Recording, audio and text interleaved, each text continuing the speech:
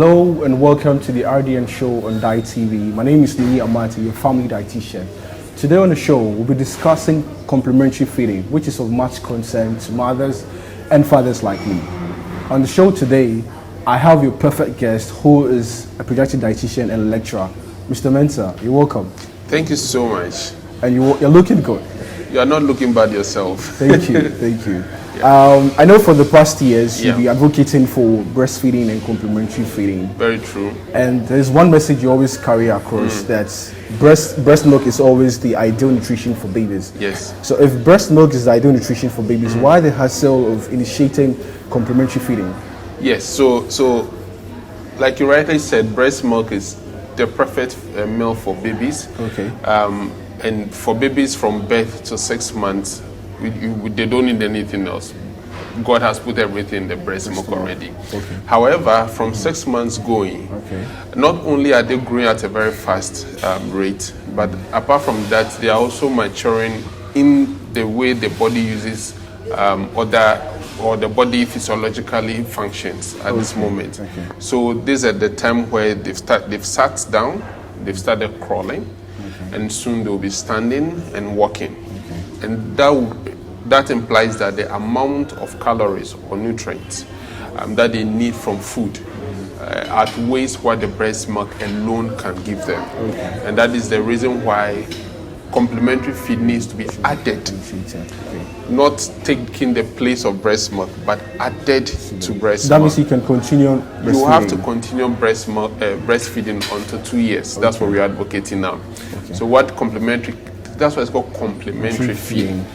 So what it comes to do is that it becomes an add-on to what the breast milk will be giving the child. And just to increase the nutrients and the calories that the child needs for this new phase of physiological demand that the baby is in currently. So that's why we need complementary feeds. So you are saying that the mother should add, it's an add-on feeding to the breast milk. Yes. So if a mother decides to initiate or start the complementary feed, which Ghanaian foods can you recommend for the mother to start this complementary feeding with? So there are a lot of Ghanaian foods that mothers can start with, and typically you find mothers introducing the normal porridge or what they call the cocoa.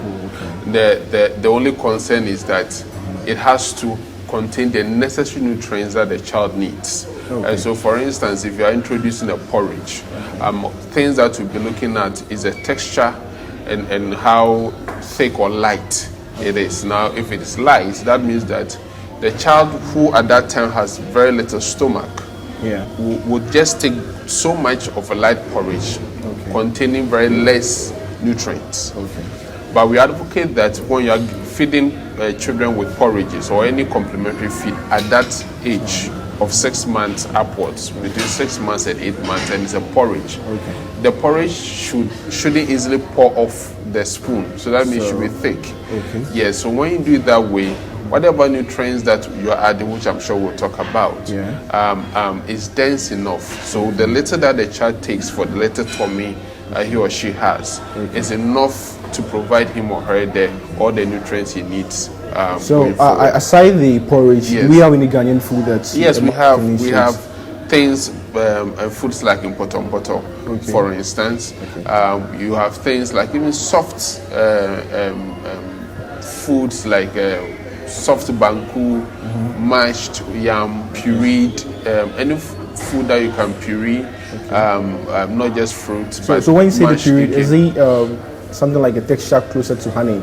Yes. So a texture is like mashing, banana, for instance. The way it is. So that's how. So you get things like the poto that you could have in that texture. You could have very thick mashed kinky aprapansa that you can do in that way. Even rice, you could mash it and make it in that way, and then give it to the children. So there's quite a number of typical Ghanaian food that you can do. So what about the baby cereals, that the blended rice and soya beans on the shelves? Can the mother consider those? For me, it's a matter of convenience. One, it's a matter of affordability. Two, those who think they can afford However, for a lot of these blenderized foods, already packaged, already processed, that are on the market, the only or possible advantage they have over the local ones, that is if care hasn't gone into the preparation to ensure that all the nutrients are in the local ones.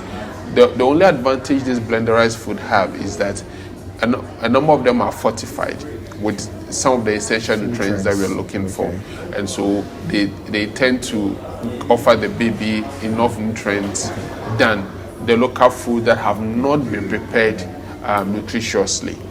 But if you're able to prepare your local food nutritiously, then you don't actually need those blenderized foods. So a mother can consider poto or the porridges, that's the corn porridge. Yes, your banku and okra stew, your banku and soup. But much softer than it the should be normal much softer one. than way much softer. That's cool. But at the same time, if you're the funny way some mothers try to press the stomach of the babies to see whether the baby's eating enough or less. How the mother come about? How the mother consider to say my baby is done eating? I know sometimes the neglection, the baby just standing off his head, or it's not the ideal sign. How the mother know that my baby is eating enough or less? It's a psychological approach. We call it you following hunger cues of the baby. Now, having been with your baby for 6 months, 7 months, you know when your baby is hungry. You know when your baby have had enough. And so you just follow the hunger cues of the baby. And between 6 to 8 months, you're not giving so much of complementary feeding. You're just feeding between 2 to 3 times of complementary feeding, while the breast milk continues as much or as many times the baby wants to take it.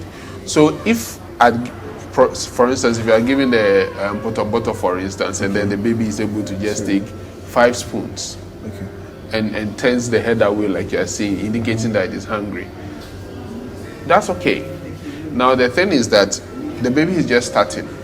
And so gradually, as the baby enjoys your food in terms of the texture, the aroma, the taste and all that, he or she will also gradually increase the amount that he or she is taking at a particular point in time. So the important thing is that just follow the hunger cues or the satiety cues of the baby.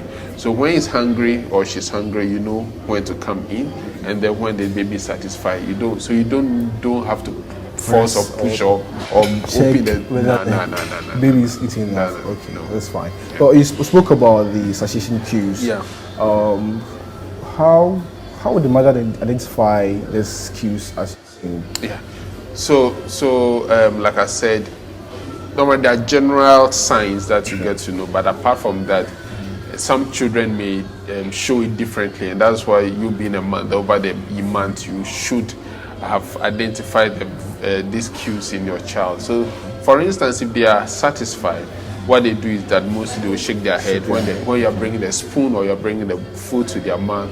They turn the mouth aside. Sometimes they'll push the bowl away. Sometimes they want to stand up or quickly jump onto the arms of another person, just to indicate that I've had enough. Yes. Or when you attempt forcing, then they just try, giving you the little cries, just to let you know that I've had enough. So those are some of the things that you made mention of some local foods, which is the porridges and the poto. But what nutrients are of concern or of interest when choosing these complementary foods, as you mentioned? A very good question. Now, at this age, certain nutrients are needed by the child. One, for cognitive development, because now the child's brains are developing. You need it to improve their immune system so that they don't easily get infection, because at that time they are prone to all sorts of infection. And then also the building up of their muscles and all that. So nutrients that are necessary are one, iron. And this iron, you get it mainly from the animal proteins directly. So fish, meat, chicken are all sources of this iron that should be in the food. So whatever complementary food you are preparing, whether it's in a poto, whether it's porridge, whether it's a soft banku and some okra stew or whatever, there should be fish, there should be meat, there should be chicken in there. And then, of course, vitamin A. Yeah. And this vitamin A, in our setting, the major source of vitamin A that we have is palm oil. Yeah. Yes. And then, of course, you can get some from carrot and some colored vegetables and fruits as well, like mangoes, pawpaw, oranges.